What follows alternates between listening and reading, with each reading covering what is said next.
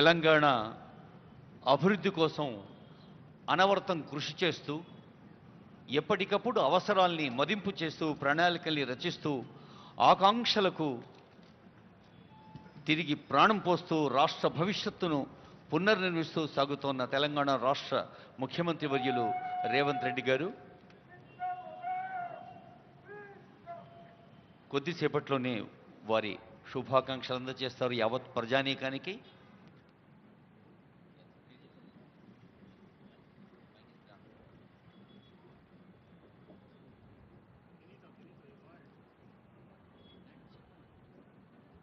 Now we have address by the Honorable Chief Minister of Telangana, Shri Revanth Reddy sir.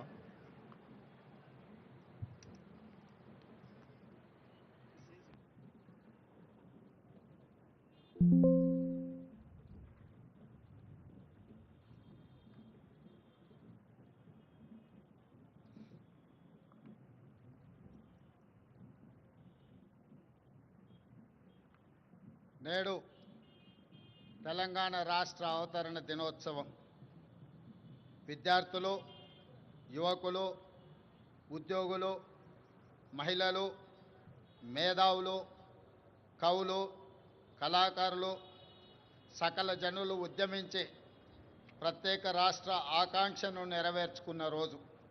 ఇది మనందరం గర్వించదగిన రోజు. ఈ సందర్భంగా 4 కోట్ల తెలంగాణ ప్రజలకు నా శుభాకాంక్షలు తెలియజేస్తున్నా. మిత్రులారా, ఈరోజు రాష్ట్ర ప్రజల కలలను నిజం చేసిన శ్రీమతి సోనియా గాంధీ గారికి కృతజ్ఞతలు తెలుపుకుంటూ తెలంగాణ అమరవీరులకు ఘన నివాళులు అర్పిస్తున్నాను. స్వేచ్ఛ, సామాజిక న్యాయము, సమాన అవకాశాల కోసం దశాబ్దాలుగా పోరాడి తెలంగాణ రాష్ట్రాన్ని సాధించుకున్నాం. రాష్ట్రం ఏర్పడి 10 ఏళ్లు గడిచినా ప్రజల ఆకాంక్షలు నెరవేరలేదు. అందుకే 10 ఏళ్ల ఆధిపత్యాన్ని తిరస్కరించి ప్రజలు ప్రజాప్రభుత్వాన్ని ఏర్పాటు చేసుకున్నారు.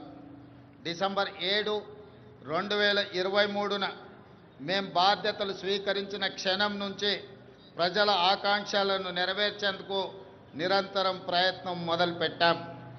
మేం బాధ్యతలు చేపట్టే నాటికి రాష్ట్ర ఆర్థిక వ్యవస్థ అస్తవ్యస్తమైనది. వ్యవస్థలన్నీ నిర్వీర్యమయ్యాయి. జరిగిన తప్పిదాలను సరిదిద్ది రాష్ట్రాన్ని గాడిన పెట్టాల్సిన బాధ్యత మాపై ఉంది. ఇది నల్లేరుపై నడక కాదని మాకు తెలుసు. అయినా ప్రజా ఆకాంక్షలను నెరవేర్చే ప్రజాప్రభుత్వ ఎజెండాగా తెలంగాణ పునర్నిర్మాణ దశగా ప్రయత్నిస్తూ ముందుకు వెళ్తున్నాం.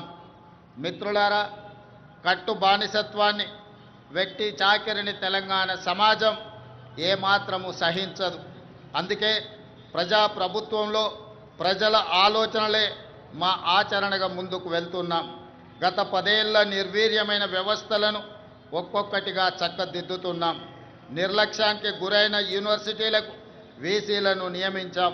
తెలంగాణ పబ్లిక్ సర్వీస్ కమిషన్ని ప్రక్షాళన చేసి పోటీ పరీక్షలను నిర్వహిస్తున్నాం.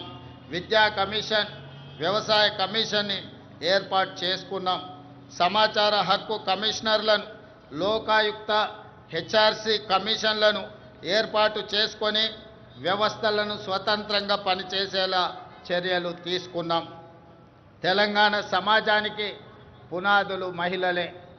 ఈనాడు తెలంగాణ సమాజం రాణి రుద్రమను, సమ్మక్క సార్లమ్మను, చాకలి ఐలమ్మను, మల్లు స్వరాజ్యాన్ని ఆదర్శంగా తీసుకొని ఈ మహిళల అభివృద్ధి కోసం తెలంగాణ ప్రజాప్రభుత్వం ప్రయత్నం చేస్తున్నది.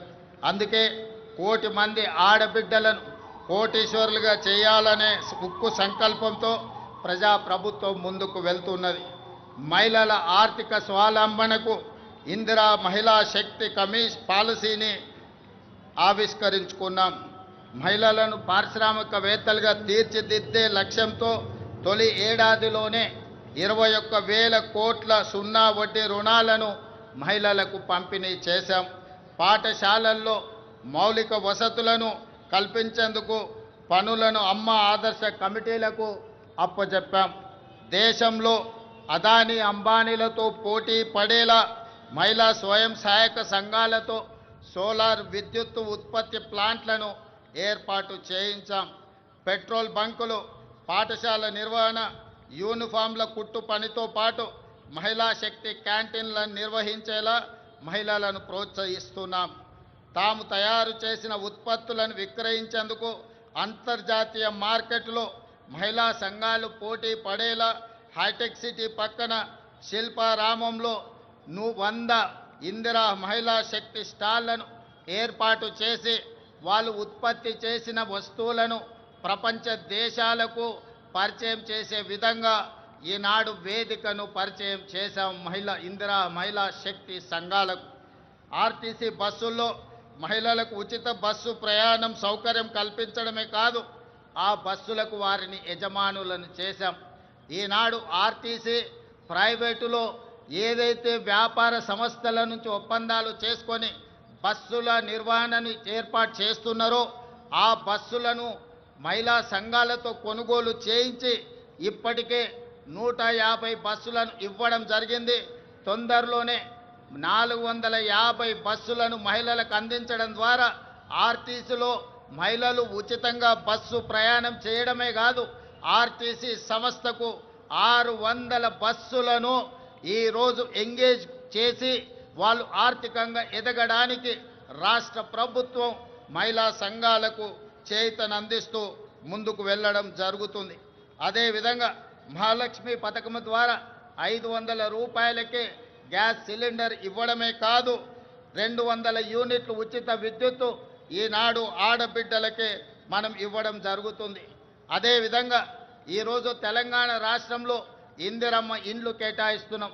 ఈ ఇందిరమ్మ ఇండ్లు కూడా ఇంటి ఆడబిడ్డ అయిన మహాలక్ష్మి ఆడబిడ్డలకే ఈరోజు ఇందిరమ్మ ఇండ్లు కేటాయించడం జరుగుతుంది. అదేవిధంగా రాష్ట్రంలో స్వయం సహాయక సంఘాల మహిళా సభ్యులకు QR కోడ్తో కూడిన ప్రత్యేక కార్డులు అందజేయాలని నిర్ణయించాం. వారికి ప్రతి సంవత్సరం ఉచిత వైద్య పరీక్షలు నిర్వహించి హెల్త్ ప్రొఫైల్ వివరాలతో పాటు పూర్తి వివరాలను ఆ కార్డులో పొందుపరుస్తాం. రాష్ట్రంలో మహిళా లక్ష్మిగా మారి సగర్వంగా నిలబడాలనేది మా ప్రజా ప్రభుత్వం యొక్క లక్ష్యం. ఇదే కాదు, ఈనాడు మహిళా సంఘాల సభ్యులు 67 లక్షల మంది మన రాష్ట్రంలో ఉన్నారు. వాళ్ళందరికీ కూడా ప్రతి సంవత్సరం 2 జతల చీరలను ఆడబిడ్డ కానుకగా ఈరోజు తెలంగాణ రాష్ట్ర ప్రభుత్వం ఇవ్వడం ద్వారా వాళ్ళ ఆత్మగౌరవాన్ని నిలబెట్టి ఈ మహిళలతో మాకు కుటుంబ అనుబంధం ఉంది అని చెప్పి ఈనాడు తెలంగాణ ప్రజాప్రభుత్వము ఒక ఔదార్యాన్ని ప్రదర్శించి ఆడబిడ్డలను ఆదుకునే ప్రయత్నం చేస్తున్నాం. అదేవిధంగా మిత్రులారా, రాష్ట్రానికి రైతే వెన్నెముక, అందుకే రైతు సంక్షేమమే ధ్యేయంగా ప్రజాప్రభుత్వం పనిచేస్తుంది. ఇచ్చిన మాట ప్రకారం ఏకకాలంలో 2 లక్షల రైతు రుణమాఫీ చేసి రైతులను రుణ విముక్తులను చేశాం. కేవలం మొదటి సంవత్సరం లోపలనే 25,35,964 మంది రైతు కుటుంబాలకు 20,617 కోట్ల రూపాయల రైతు రుణమాఫీ చేసి రుణ విముక్తులను చేయడం ద్వారా రైతులు ఆత్మగౌరవంతో బ్రతికే విధంగా ఈనాడు ప్రజాప్రభుత్వం చర్యలు చేపట్టింది. అదేవిధంగా ఈనాడు రైతులకు ఉచిత కరెంటు కోసం ప్రతి సంవత్సరం 15,333 కోట్లతో ఉచిత విద్యుత్తును అందిస్తున్నాం. రైతు భరోసా పథకం కింద రైతులకు పెట్టుబడి సాయాన్ని ఎకరాకు 12,000 ప్రతి సంవత్సరానికి పెంచడం జరిగింది. ఇవాళ రైతులకే కాదు, రైతు కూలీలకు, ఉపాధి హామీ కూలీలకు ఇందిరమ్మ ఆత్మీయ భరోసా పథకం ద్వారా భూమి లేని వ్యవసాయ కూలీ కుటుంబాలకు ఏడాదికి 12,000 రూపాయలు ఉచితంగా అందించే పథకాన్ని ప్రవేశపెట్టినమని చెప్పడానికి నేను ఆనందిస్తున్నాను. అదేవిధంగా వరి ధాన్యానికి మద్దతు ధరతో పాటు సన్న వడ్లకు 500 రూపాయల బోనస్ ఈరోజు చెల్లిస్తున్నాం. దీనివల్ల రైతులకు అదనపు ఆదాయం లభించడమే కాకుండా రాష్ట్రంలో సన్న ధాన్యం దిగుబడి భారీగా పెరిగింది. దీంతో 2,72 కోట్ల 75 లక్షల మెట్రిక్ టన్నుల వరి ఉత్పత్తి తెలంగాణ రాష్ట్రం సాధించి దేశంలోనే ప్రథమ స్థానంలో ఈరోజు తెలంగాణ రాష్ట్రము నిలబడ్డది. అదేవిధంగా పెరిగిన ధాన్యం ఉత్పత్తికి తగినట్టుగా రాష్ట్ర వ్యాప్తంగా 8,000 కొనుగోలు కేంద్రాలను ఏర్పాటు చేశాం. రైతులు పండించిన ప్రతి గింజను ప్రభుత్వం కొనుగోలు చేసి రైతులు దళారుల బారిన పడకుండా కాపాడడం జరుగుతున్నది. భూ వివాదాలు లేని తెలంగాణ లక్ష్యంగా భూభారతి 2025 చట్టాన్ని తీసుకువచ్చాం. గతంలో ఉన్న ధరణి చట్టం కొద్ది మందికి చట్టమైతే ఈనాడు భూభారతి చట్టం పేద ప్రజలందరికీ రక్షణ కల్పించే చట్టంగా మార్చి ప్రతి పేదవాడి సమస్యను పరిష్కరించి ఈరోజు అసైన్మెంట్ భూములతో పాటు అడవుల్లో ఉన్న ఆదివాసీలకి అందించిన అటవీ హక్కుల చట్టాలను అమలు చేసి వాళ్ళ భూములకు రక్షణ కల్పించే విధానాన్ని ఈనాడు భూభారతి చట్టంలో మనం తీసుకురావడం జరిగింది. మిత్రులారా, యువత మన భవిష్యత్తు. అందుకే ప్రజాప్రభుత్వం అధికారంలోకి వచ్చిన వెంటనే 16 నెలల్లో దాదాపుగా 60,000 ప్రభుత్వ ఉద్యోగ నియామకాలు చేపట్టడం ద్వారా తెలంగాణ ఉద్యమంలో తెలంగాణ రాష్ట్ర సాధనలో ముందు భాగాన నిలబడ్డ నిరుద్యోగ యువకులకు ఒక నమ్మకాన్ని, విశ్వాసాన్ని, భరోసాని ఈ ప్రజాప్రభుత్వం అందించడం జరిగింది. ఇదే కాదు, గత 16 నెలల్లో ప్రైవేటు సంస్థల్లో కూడా దాదాపుగా అంతర్జాతీయ పెట్టుబడులు తీసుకొచ్చి 1,00,000 మందికి ఉద్యోగ అవకాశాలు కల్పించడం ద్వారా నిరుద్యోగ సమస్యను పరిష్కరించడమే కాదు, ఈ దేశంలో అత్యల్ప నిరుద్యోగ సమస్యగా ఉన్న రాష్ట్రంగా తెలంగాణ రాష్ట్రము మొట్టమొదటి స్థానంలో ఉన్నది. అదేవిధంగా మిత్రులారా, ఈనాడు ఉద్యోగ నియామకాలలో వైద్య రంగంలో కావచ్చు, పోలీసు రంగంలో కావచ్చు, నీటిపారుదల, సింగరేణి కాలరీస్ ఇలా చెప్పుకుంటూ వెళ్తే ప్రభుత్వంలో ఉన్న ప్రతి ఖాళీలను ఈనాడు భర్తీ చేయడం ద్వారా నిరుద్యోగుల విశ్వాసాన్ని ఈ రాష్ట్ర ప్రభుత్వం చురగొన్నదని చెప్పడానికి నేను చాలా సంతోషిస్తున్నాను. అదేవిధంగా సివిల్స్ పరీక్షలు ఈనాడు ఈ దేశంలో ఏ రాష్ట్రం అభివృద్ధి చెందాలన్నా సివిల్ సర్వీసెస్కు సంబంధించిన అధికారుల యొక్క ప్రణాళికలు దేశ అభివృద్ధిలో కీలక భాగం పోషిస్తున్నాయి. తెలంగాణ రాష్ట్రం నుంచి సివిల్ సర్వీసుల్లో ఆశించిన మేరకు మన విద్యార్థులకు అవకాశాలు రాకపోవడం వల్ల తెలంగాణ రాష్ట్ర ప్రభుత్వం సివిల్ సర్వీసెస్కు ప్రిపేర్ అవుతున్న వాళ్లకు హైదరాబాదు నగరంలోనే కాదు ఢిల్లీలో కూడా శిక్షణ పొందడానికి రాజీవ్ యువ వికాసాన్ని అందించడం ద్వారా సివిల్ సర్వీసెస్ ప్రిలిమ్స్కి ఎన్నికైన వాళ్లకు ₹1,00,000, మెయిన్ పరీక్షలకు ఎన్నికైన వాళ్లకు ₹1,00,000 ఆర్థిక సహాయాన్ని అందించడం ద్వారా ఈనాడు దేశంలోనే మన విద్యార్థులు అత్యధికంగా సివిల్ సర్వీసెస్కి ఈరోజు ఎన్నిక కాబడ్డారని చెప్పడానికి నేను సంతోషిస్తున్నాను. అదేవిధంగా యంగ్ ఇండియా స్కిల్స్ యూనివర్సిటీ ఈనాడు విద్యా సంస్థల నుంచి, ముఖ్యంగా ఇంజనీరింగ్ కాలేజీల నుంచి ప్రతి సంవత్సరం 1,10,000 మంది విద్యార్థులు పాస్ అయ్యి సర్టిఫికెట్ తెచ్చుకుంటున్నా ఈరోజు మార్కెట్లో అవసరమైన స్కిల్స్ వాళ్ళకు లేకపోవడం వల్ల ఉద్యోగ ఉపాధి అవకాశాలు కోల్పోతున్నారు. అందుకే తెలంగాణ రాష్ట్ర ప్రభుత్వం ఆలోచన చేసి యంగ్ ఇండియా స్కిల్స్ యూనివర్సిటీని ప్రారంభించడం ద్వారా ఈ విద్యార్థులకు అందులో శిక్షణను అందించి ఉద్యోగ ఉపాధి అవకాశాలు కల్పించడానికి ఈనాడు యంగ్ ఇండియా స్కిల్స్ యూనివర్సిటీని మనం ప్రారంభించుకోవడం జరిగిందని చెప్పడానికి నేను గర్విస్తున్నాను. అదేవిధంగా మొన్న జరిగిన ఒలింపిక్స్లో భారతదేశానికి ఒక్క బంగారు పథకం కూడా రాలేదు. 140 కోట్ల జనాభా ఉన్న ప్రపంచంలోనే అత్యధిక జనాభా ఉన్న దేశంగా గుర్తింపు పొందిన భారతదేశం ఒలింపిక్స్లో బంగారు పథకాన్ని సాధించకపోవడం మనకు నిజంగా ఆలోచన చేయవలసిన సందర్భం.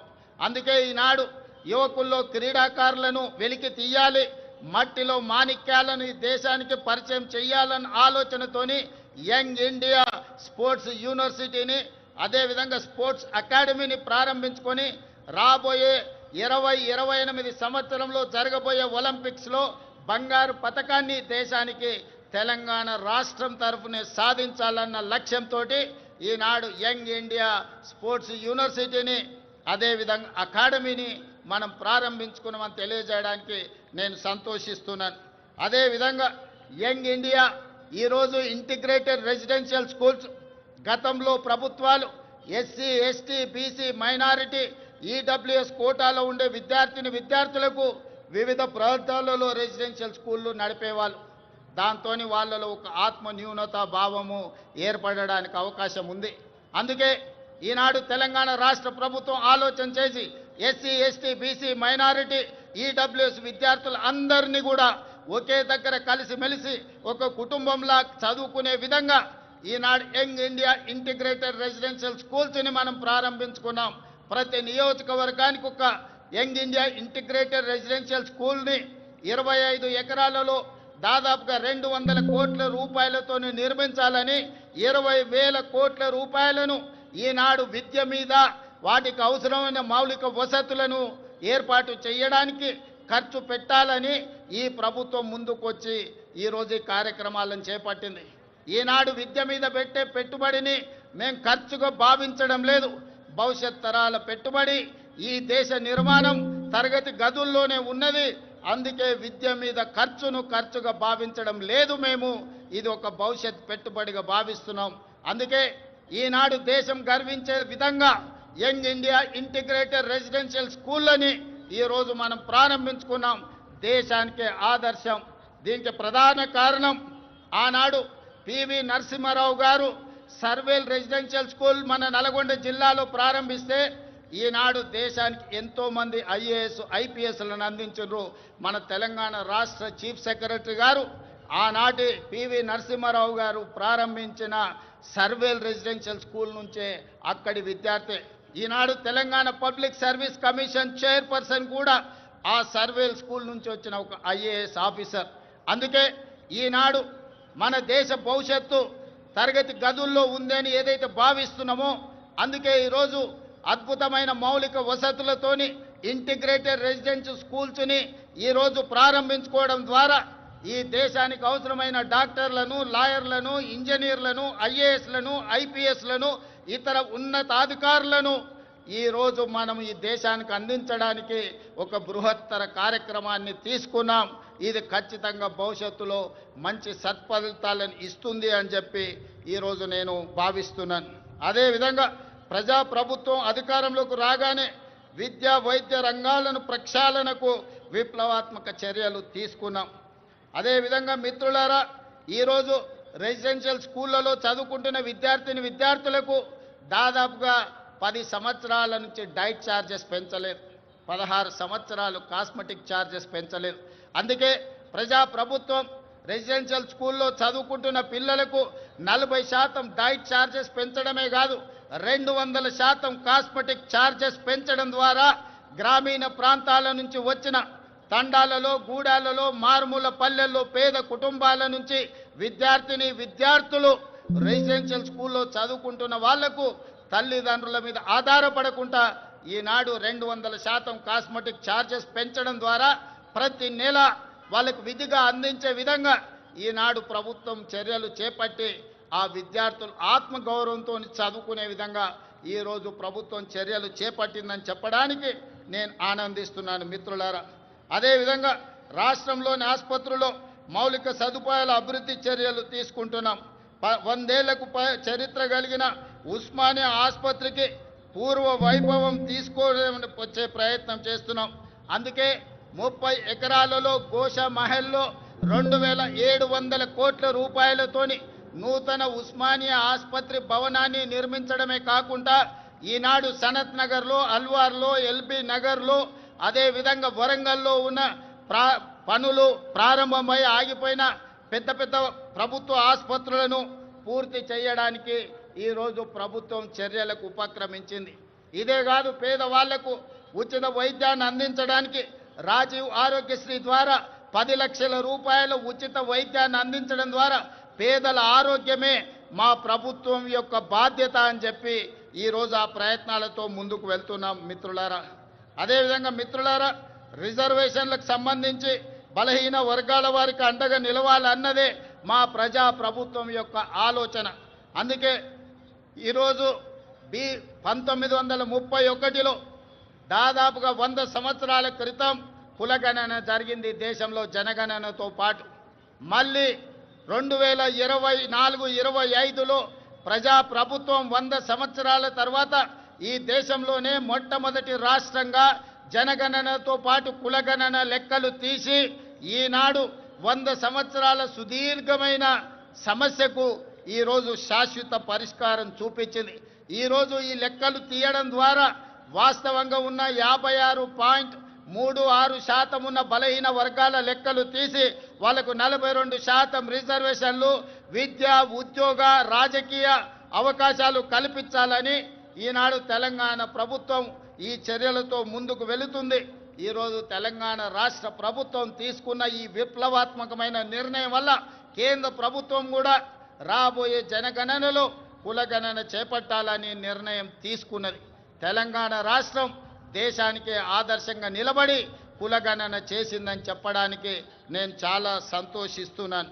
అదేవిధంగా మీకందరికీ తెలుసు, ఎస్సీ కులాల ఉపకులాల వర్గీకరణ దాదాపుగా 40 సంవత్సరాల నుంచి ఎన్నో పోరాటాలు చేసి ఎంతోమంది అమరులై సుప్రీంకోర్టు జడ్జిమెంట్ తీసుకొస్తే ఎస్సీ కులాల వర్గీకరణ మొట్టమొదటి రాష్ట్రం తెలంగాణలోనే మా ఎస్సీలకు ఉన్న 15% రిజర్వేషన్ని గ్రూప్ 1కు 1%, గ్రూప్ 2కి 5%, గ్రూప్ 3కి 9% ఇవ్వడం ద్వారా ఎస్సీ కులాల వర్గీకరణ చేసి దేశంలోనే మొదటి రాష్ట్రంగా వర్గీకరణ చేసిన రాష్ట్రంగా మనం ముందు బాగాన నిలబడ్డాం.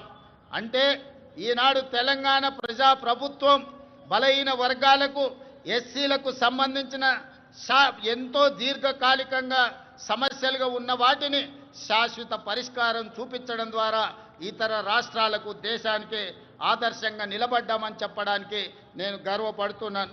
మిత్రులారా, అదేవిధంగా సంక్షేమ పథకాలను పటిష్టంగా అమలు చేసి పేదలకు ప్రజాప్రభుత్వం అండగా నిలుస్తుంది. ఇల్లు లేని నిరుపేదల కోసం ఇందిరమ్మ ఇండ్ల పథకం ద్వారా ఇంటి నిర్మాణానికి 5 లక్షల ఆర్థిక సహాయం అందిస్తున్నాం. ఈ పథకం ద్వారా 4,50,000 ఇండ్లను ఈ సంవత్సరం పేదలకు అందించడం ద్వారా 22,500 కోట్ల రూపాయలు ఖర్చు పెట్టి పేదలను ఇంటి వాళ్ళను చేయడం ద్వారా ఆత్మగౌరవంతో బ్రతికే విధంగా ఈనాడు పేదలను ఆదుకోవడానికి మన ప్రభుత్వం ఇందిరమ్మ ఇండ్ల సంక్షేమ పథకాన్ని ముందుకు తీసుకువెళ్తున్నదని చెప్పి మీ అందరికీ చెప్పడానికి నేను సంతోషిస్తున్నాను. అదేవిధంగా ఇప్పటి వరకు 5,364 ఇందిరమ్మ లబ్ధిదారులకు 53,64,00,000 రూపాయలు నేరుగా లబ్ధిదారుల ఖాతాలోనే వేయడం జరిగింది. అదేవిధంగా మిత్రులారా, పేదల ఆకలి తీర్చడమే కాదు, వారి ఆత్మగౌరవంతో జీవించేలా సన్న బియ్యం పథకాన్ని ప్రారంభించాం. సంక్షేమ పథకాల చరిత్రలో సన్న బియ్యం ఒక ట్రెండ్ సెట్టర్. తెలంగాణలో 3 కోట్ల మంది సన్న బియ్యం పథకం ద్వారా లబ్ధి పొందుతున్నారు. ఖమ్మం జిల్లా సారపాకలో స్వయంగా నేనే సన్న బియ్యం లబ్ధిదారుల ఇంటికి వెళ్ళి ఆ గిరిజన కుటుంబంతో కలిసి సహపంక్తి భోజనం చేసినప్పుడు ఆ కుటుంబ సభ్యుల కళ్ళల్లో చూసిన ఆనందం జీవితకాలం నాకు గుర్తుండిపోతుంది. ఎందుకంటే ఒకనాడు రేషన్ షాపుల్లో ఇచ్చే దొడ్డు బియ్యం మిల్లర్ల మాఫియా లేకపోతే దళారుల మాఫియా చేతుల్లో ఆనాడు వాళ్ళ చేతుల్లో ఉండే. ఈనాడు సన్న బియ్యం ఇవ్వడం ద్వారా 3,10,00,000 మంది తెలంగాణ ప్రజలకు ప్రయోజనం చేరడమే కాకుండా ప్రతి ఒక్కరు ఆ సన్న బియ్యం తెచ్చుకొని ఈరోజు వండుకొని తింటున్నారు. నిజంగా ఇది ఒక గొప్ప విప్లవాత్మకమైన మార్పు. దీనికి ప్రజాప్రభుత్వం పునాది వేసిందని తెలియజేయడానికి నేను సంతోషపడుతున్నాను మిత్రులారా. అదేవిధంగా పెట్టుబడులు మిత్రులారా, తెలంగాణ రాష్ట్రం సంక్షేమమే కాదు అభివృద్ధిలో కూడా దేశానికి ఆదర్శంగా నిలబడాలని స్టేట్ ఓన్డ్ ట్యాక్స్లో దేశంలోనే మొదటి స్థానంలో ఉన్నాం. అదేవిధంగా స్వదేశీ విదేశీ పెట్టుబడులను ఆకర్షించడంలో తెలంగాణ రాష్ట్రం ఈ దేశంలోనే మొదటి స్థానంలో ఉంది. దాదాపుగా ఈ 18 నెలల్లో 3 లక్షల కోట్ల రూపాయల పెట్టుబడులను ఆకర్షించడమే కాదు అమెరికా, జపాన్, సింగపూర్, అదేవిధంగా దావోస్ లాంటి నగరాల్లో పర్యటించి ఈ దేశానికి ఈరోజు పెట్టుబడులను సాధించినాం. అదే కాకుండా ఈరోజు జపాన్కి సంబంధించిన మేయర్ గారు ఈ ప్రత్యేక రాష్ట్ర అవతరణ దినోత్సవంలో పాల్గొనడం ద్వారా మనకు స్ట్రాటజిక్ పార్ట్నర్గా మన తెలంగాణ ముఖ్యంగా హైదరాబాదు నగరాన్ని పారిశుద్ధ్య రహిత నగరంగా తీర్చిదిద్దడానికి జపాన్ మనకు సహకరిస్తుంది. అందుకే ఈరోజు రాష్ట్ర అవతరణ దినోత్సవంలో వారు కూడా పాల్గొనడం జరిగింది. వారికి కూడా మనస్ఫూర్తిగా అభినందనలు తెలియజేస్తున్నాను తెలంగాణ ప్రజల తరఫున. అందుకే ఈరోజు తెలంగాణ రాష్ట్ర ప్రభుత్వం భవిష్యత్తు ప్రణాళికలు రచించుకోవడానికి తెలంగాణకు ఒక విజన్ డాక్యుమెంట్ తీసుకురావాలని, ఆ విజన్ డాక్యుమెంటే తెలంగాణ రైజింగ్ 2047.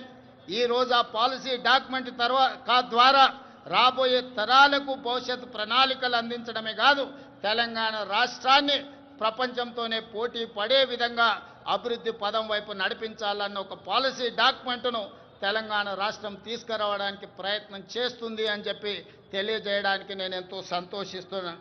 ప్రపంచ నగరాలతో ధీటుగా హైదరాబాదు నగరాన్ని తీర్చిదిద్దేందుకు ప్రణాళికలు రూపొందిస్తున్నాం. మూసీ నదికి పూర్వ వైభవం తెచ్చేందుకు మూసీ పునరుజ్జీవన ప్రాజెక్టును మనం చేపడుతున్నాం. బాపు ఘాట్ను అంతర్జాతీయ స్థాయిలో గాంధీ సరోవర్గా తీర్చిదిద్దాలని మనం అనుకుంటున్నాం. అంతర్జాతీయ ప్రమాణాలతో భారత్ ఫ్యూచర్ సిటీ, ఈ దేశంలో ఏ నగరమైనా ఎప్పుడో పూర్వతరాలు ప్రారంభించిన నగరాలను కొంచెం కొంచెంగా విస్తరించుకుంటూ వస్తున్నాం. కానీ భారతదేశంలో పూర్తి స్థాయి ప్రణాళికబద్ధమైన మహానగరం లేకపోవడం ఒక లోటుగా భావించి ఈరోజు న్యూయార్క్, టోక్యో లాంటి నగరాలతో పోటీ పడే విధంగా భారత్ ఫ్యూచర్ సిటీని మనం ఈరోజు ఎయిర్పోర్టుకు దగ్గరలో ప్రారంభించుకుంటున్నాం. 30,000 ఎకరాలలో ప్రపంచ స్థాయి ప్రమాణాలతో ఈరోజు నూతన నగరాన్ని నిర్మించుకోవడానికి మనం ప్రణాళికలు రచించుకున్నాం, ముందుకు వెళ్తున్నామని తెలియజేయడానికి ఈరోజు సంతోషపడుతున్నాను. ఆ భారత్ ఫ్యూచర్ సిటీలో ఏఐసిటీ, స్పోర్ట్స్ సిటీ, ఫార్మా సిటీతో పాటు లైఫ్ సైన్సెస్, హెల్త్ సిటీలను ఏర్పాటు చేస్తాం. ఇందుకోసం ఫ్యూచర్ సిటీ డెవలప్మెంట్ అథారిటీని ఏర్పాటు చేసినాం. ప్రణాళికలు రచించడానికి పాలసీ డాక్యుమెంట్ను మనం ఇప్పటికే రూపొందించుకున్నాం. తొందరలోనే హైదరాబాదులో నిర్మించబోయే భారత్ ఫ్యూచర్ సిటీ ప్రపంచ పెట్టుబడులకు ఒక కేంద్రంగా మారబోతుందని తెలియజేయడానికి నేను సంతోషపడుతున్నాను. రాష్ట్ర మౌలిక సదుపాయాలలో భాగంగా విమానాశ్రయాల సంఖ్యను పెంచుకునేందుకు చర్యలు తీసుకుంటున్నాం. ఇప్పటికే మనకు తెలంగాణ రాష్ట్రంలో ఉన్నది ఒకే ఒక ఎయిర్పోర్ట్ ఈరోజు మనకు శంషాబాద్లో ఉన్నది. అందుకే రాష్ట్ర ప్రభుత్వం కేంద్ర ప్రభుత్వంతో చర్చించి సంప్రదించి వరంగల్లో నూతన ఎయిర్పోర్ట్కు, అదేవిధంగా ఆదిలాబాద్లో ఇంకొక ఎయిర్పోర్ట్కు అనుమతులు తెచ్చుకున్నాం. తొందరలోనే వరంగల్ నగరంలో, ఆదిలాబాద్ పట్టణ ప్రాంతంలో నూతన ఎయిర్పోర్ట్లు ఏర్పాటు చేసుకోబోతున్నామని చెప్పి మీకందరికీ తెలియజేయడానికి నేను ఎంతో సంతోషిస్తున్నాను. అదేవిధంగా ఈరోజు regional ring road, outer ring road మన హైదరాబాదు నగరంలో తీసుకొచ్చిన మార్పులు మీకు అందరికీ తెలుసు. ఈరోజు ఐటీ కానీ, ఫార్మా కానీ హైదరాబాదు నగర అభివృద్ధికి ఔటర్ రింగ్ రోడ్ మనకి ఎంత సహాయం అందించిందో మీకు తెలుసు. 160 కిలోమీటర్ల ఔటర్ రింగ్ రోడ్ ఇంత అభివృద్ధి చేస్తే ఈనాడు రీజనల్ రింగ్ రోడ్డును ప్లాన్ చేస్తున్నాం. RRRని 360 కిలోమీటర్ల పొడవున హైదరాబాద్ తెలంగాణ నగరాన్ని చుట్టుముట్టే విధంగా ఈరోజు రీజనల్ రింగ్ రోడ్డును మనము నిర్మించుకోబోతున్నామని తెలియజేయడానికి నేను సంతోషపడుతున్నాను. రీజనల్ రింగ్ రోడే కాదు, ఔటర్ రింగ్ రోడ్డు నుంచి రీజనల్ రింగ్ రోడ్ వరకు రేడియల్ రోడ్లను వేసుకోవడం ద్వారా మన నగరాన్ని మహానగరంగా ప్రపంచ దేశాలతో పోటీ పడే విధంగా తీర్చిదిద్దాలని ఈనాడు తెలంగాణ ప్రజా ప్రభుత్వం ఉక్కు సంకల్పంతో ముందుకు వెళ్తున్నది. దీనికి మీరు అందించిన సహకారానికి నేను మనస్ఫూర్తిగా కృతజ్ఞతలు తెలియజేస్తున్నాను. అదేవిధంగా హైదరాబాద్ నగరంలో ఈ పక్క నుంచి వెళ్తున్న మెట్రో మీరు అందరూ చూస్తున్నారు. ఆనాడు కీర్తిశేషులు జైపాల్ రెడ్డి గారు పట్టణాభివృద్ధి శాఖ మంత్రిగా ఉన్నప్పుడు డాక్టర్ వైఎస్ రాజశేఖర రెడ్డి గారు ముఖ్యమంత్రిగా ఈ మెట్రోను మన హైదరాబాదు నగరానికి పరిచయం చేశారు. ఆనాడు దేశంలోనే 2వ స్థానంలో ఉండే ఈ 12-13 ఏళ్ళు మెట్రో విస్తరించకపోవడం వల్ల 9వ స్థానానికి హైదరాబాదు నగరం పడిపోయింది. అందుకే ముఖ్యమంత్రిగా బాధ్యతలు చేపట్టిన వెంబడే విస్తరిస్తున్న నగరానికి మెట్రోని విస్తరించాలి, పేదలకు అందుబాటులోకి తీసుకురావాలని ఈరోజు మెట్రోని పూర్తి స్థాయిలో విస్తరించడం ద్వారా ప్రతి ఒక్కరికి మెట్రోని అందుబాటులోకి తీసుకురావాలనే ప్రయత్నం చేస్తున్నాం. తొందరలోనే మెట్రో విస్తరణ పనులను కూడా ప్రారంభించుకోబోతున్నామని మీకు అందరికీ చాలా సంతోషంతో తెలియజేస్తున్నాను మిత్రులారా. అదేవిధంగా శాంతి భద్రతలు ఎక్కడైనా ప్రపంచంలో పెట్టుబడులు రావాలంటే దేశంలో శాంతి భద్రతలు ఉండాలి.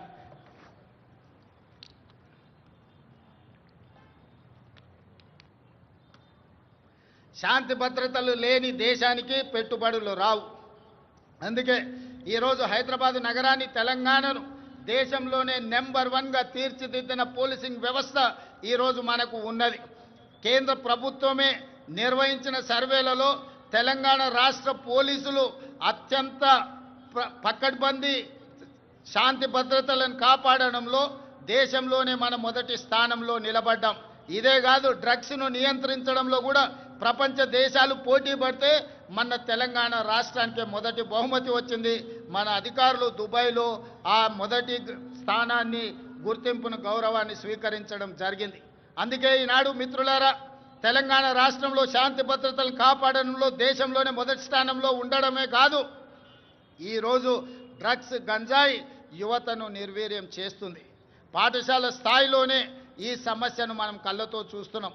అందుకే ఈరోజు డ్రగ్స్, గంజాయిని నియంత్రించడమే కాదు, ఉక్కు పాదంతో అణిచివేయాలన్న ఆలోచనతోని పోలీసు వ్యవస్థను పూర్తిగా ప్రక్షాళన చేసి సంపూర్ణమైన అధికారులని, వాళ్ళకు అధికారాన్ని అందించి తెలంగాణ రాష్ట్రంలో గంజాయి అమ్మే వాళ్ళు కానీ, డ్రగ్స్ వినియోగించే వాళ్ళు కానీ కాలు పెట్టాలంటే వెన్నులో చలి జ్వరం వచ్చే విధంగా ఈనాడు మన పోలీసులు పనిచేస్తున్నారు. ఇదే కాదు, సైబర్ క్రైమ్ మీకు తెలుసు. ప్రతిరోజు సైబర్ క్రైమ్ ద్వారా మోసపోయిన వాళ్ళని ఎంతో మందిని టీవీలో, పేపర్లలో చూస్తున్నాం. ఈరోజు సైబర్ క్రైమ్లో నష్టపోయిన వాళ్ళను కోట్లాది రూపాయలను రికవరీ చేయడమే కాకుండా దేశంలో అత్యంత పకడ్బందీ సైబర్ క్రైమ్ను నియంత్రించే వ్యవస్థ ఈనాడు తెలంగాణ రాష్ట్ర పోలీసులు నిర్వహిస్తున్నందుకు వాళ్ళని అభినందించడమే కాదు, ఇంత గొప్పగా మనం శాంతి భద్రతలను కాపాడుతున్నామని తెలియజేయడానికి నేను గర్వపడుతున్నాను, నేను ఆనందిస్తున్నాను మిత్రులారా. అదేవిధంగా మిత్రులారా, తెలంగాణ రాష్ట్ర ప్రభుత్వంలో ఈ మధ్య కాలంలోనే భారత్ సమ్మిట్ను మనం నిర్వహించుకోవడం జరిగింది. భారత్ సమ్మిట్ ద్వారా దాదాపుగా 100 దేశాలకు సంబంధించిన ప్రతినిధులు హైదరాబాదు నగరానికి వచ్చి తెలంగాణ రాష్ట్రంలో పెట్టుబడులకు అనువైన అంశాలను, పరిపాలనలో సరళీకృతమైన విధానాలను, అదేవిధంగా ఇక్కడ ఉన్న శాంతి భద్రతలను, ప్రభుత్వం ఇస్తున్న అనుమతులతో పాటు ఇక్కడ ప్రజల యొక్క హక్కులను కాపాడడానికి ప్రజాస్వామిక వ్యవస్థలను బలోపేతం చేసి ప్రపంచానికే ఆదర్శంగా నిలబడి డాక్టర్ బాబాసాహెబ్ అంబేద్కర్ గారు అందించిన రాజ్యాంగాన్ని తూచా తప్పకుండా అమలు చేస్తున్న తెలంగాణ ప్రభుత్వం గురించి భారత్ సమ్మిట్లో 100 పైగా దేశాలు పాల్గొని 3 రోజులు తెలంగాణ రాష్ట్ర ప్రభుత్వం తీసుకుంటున్న చర్యలను నిశితంగా గమనించి వాళ్ళు అభినందించడమే కాదు, 100 దేశాలలో ఈరోజు తెలంగాణ రాష్ట్రం గురించి, హైదరాబాదు నగరం గురించి వాళ్ళు ప్రచారం కల్పిస్తున్నారని చెప్పడానికి నేను సంతోషపడుతున్నాను. అదేవిధంగా ఈరోజు మీకు తెలుసు, ప్రపంచ సుందరి పోటీలు అందాల పోటీలు కాదు, ఇది తెలివికి, పరిజ్ఞానికి ప్రపంచానికి పరిచయం చేయడమే కాదు, ఈరోజు తెలంగాణ రాష్ట్రంలో గొప్ప సంపద ఉన్నది. గుడులకు సంబంధించి కానీ, ప్రకృతి సౌందర్యం కానీ మన ప్రాంతంలో ఎన్నో ఉన్నాయి. రామప్ప దేవాలయం, 1000 స్తంభాల గుడి, అదేవిధంగా యాదగిరిగుట్ట టెంపుల్, ఈరోజు హైదరాబాద్లో చౌమల ప్యాలెస్ కావచ్చు, చార్మినార్ కావచ్చు, చార్మినార్ ప్రాంతంలో ఉన్న చుడీ బజార్ కావచ్చు, లాడ్ బజార్ కావచ్చు, ఇలా తెలంగాణ రాష్ట్రంలో ఉన్న గొప్ప గొప్ప కట్టడాలను, అదేవిధంగా ఈ అంతర్జాతీయ స్థాయిలో మన ఉత్పత్తి చేస్తున్న ప్రోడక్ట్స్ని అన్నిటిని కూడా ప్రపంచానికి పరిచయం చేయడానికి ఈరోజు ప్రపంచ సుందరి పోటీలను నిర్వహించడం జరిగింది. ప్రపంచంలోనే ఒక్క గొప్ప పిల్లల మర్రిగా పాలమూరు జిల్లాలో ఉన్న పిల్లల మర్రిని ఈ పర్యాటకులు వచ్చి చూడడం జరిగింది. ఈరోజు 108 దేశాలకు సంబంధించిన ప్రతినిధులు ఈ ప్రపంచ సుందరి పోటీలలో పాల్గొనడం జరిగింది. 25 రోజులు ఇక్కడ అన్ని రకాలుగా రక్షణ కల్పించి అన్ని ఏర్పాట్లను మన టూరిజం డిపార్ట్మెంట్ చేయడం ద్వారా ఈరోజు ప్రపంచానికే హైదరాబాదు నగరం, తెలంగాణ రాష్ట్రం పెట్టుబడులకు అనువైన కేంద్రంగా ప్రభుత్వం ఇతర దేశాల నుంచి వచ్చిన పర్యాటకులకు రక్షణ కల్పిస్తుంది. వాళ్ళందరూ కూడా ఈ రాష్ట్రంలో పర్యటించవచ్చు. ఈ రాష్ట్రంలో పర్యాటకులు చూడడానికి అద్భుతమైన కట్టడాలతో పాటు ప్రకృతి సౌందర్యం ఉంది అని ఈరోజు ప్రపంచానికి చాటి చెప్పడం జరిగింది. టూరిజం డిపార్ట్మెంట్ కూడా ఒక గొప్ప కార్యక్రమాన్ని తీసుకొని అద్భుతంగా నిర్వహించిందని మీ అందరికీ తెలియజేయడానికి నేను సంతోషపడుతున్నాను. అదేవిధంగా మిత్రులారా, 2047 నాటికి భారతదేశానికి స్వతంత్రం వచ్చి 100 సంవత్సరాలు పూర్తి చేసుకోబోతుంది. 1947 15 ఆగస్టు నాడు స్వతంత్ర సమ్మిట్ ద్వారా 15 ఆగస్టు 2047 నాటికి 100 సంవత్సరాలు మనము ఈ స్వేచ్ఛను ఈ రోజు మనం అనుభవిస్తున్న స్వతంత్రాన్ని పూర్తి చేసుకోబోతున్నాం. కాబట్టి 100 సంవత్సరాల స్వతంత్రాన్ని నిర్వహించుకోబోతున్న మనము ఒక గొప్ప లక్ష్యంతో తెలంగాణ రాష్ట్రాన్ని అభివృద్ధి పదం వైపు నడిపించాలని ఈనాడు ప్రజాప్రభుత్వం నిర్ణయం తీసుకున్నది. దాంట్లో భాగంగానే తెలంగాణ రైజింగ్ 2047 అనే ఒక పాలసీ డాక్యుమెంట్ను, ఒక విజన్ డాక్యుమెంట్ను తీసుకురావడం ద్వారా ప్రపంచంతో పోటీ పడాలి అని ఈరోజు మనం నిర్ణయించుకున్నాం. అందుకే 2047 నాటికి భారతదేశం $30 ట్రిలియన్ ఎకానమీకి చేరాలని ప్రయత్నం చేస్తున్నది, లక్ష్యం పెట్టుకొని పని చేస్తున్నది. మరి భారతదేశం ప్రభుత్వం $30 ట్రిలియన్ ఎకానమీని ఈరోజు దృష్టిలో పెట్టుకొని ప్రణాళికలు చేసుకుంటే తెలంగాణ రాష్ట్ర ప్రభుత్వం అందులో భాగస్వామి కావాలి, అగ్రభాగాన నిలబడాలి అని తెలంగాణ రైజింగ్ 2047 పాలసీ డాక్యుమెంట్ తీసుకొచ్చినాం. అందుకే ఈరోజు పరిశ్రమల కోసం, వ్యాపార సంస్థల కోసం, విద్యా ఉపాధి అవకాశాల కోసం అన్ని రకాలను మనం ఈరోజు అన్ని రకాల పాలసీలను తెచ్చుకోవడమే కాకుండా energy policy, tourism policy, industrial policy, investment policy, అదేవిధంగా హెల్త్ పాలసీ, ఇట్లాంటి పాలసీలన్నీ కూడా తెలంగాణ రాష్ట్ర ప్రభుత్వం ఈ మధ్యలోనే ప్రజలకు పరిచయం చేయడం జరిగింది. ఈ పాలసీలన్నిటిని కలిపితే తెలంగాణ రైజింగ్ 2047 తద్వారా తెలంగాణ రాష్ట్రాన్ని ప్రపంచంతో పోటీ పడే విధంగా తీర్చిదిద్దాలన్నదే మా ఆలోచన. అందులో భాగంగా రాబోయే 10 సంవత్సరాలలో తెలంగాణ రాష్ట్రం యొక్క ఆదాయాన్ని $1 ట్రిలియన్ ఎకానమీగా మార్చి, అదే విధంగా 2047 నాటికి దేశం $30 ట్రిలియన్ ఎకానమీకి చేరాలంటే తెలంగాణ రాష్ట్రం $3 ట్రిలియన్ ఎకానమీగా మారాలి అని ఈరోజు లక్ష్యం పెట్టుకొని ముందుకు వెళ్తున్నాం.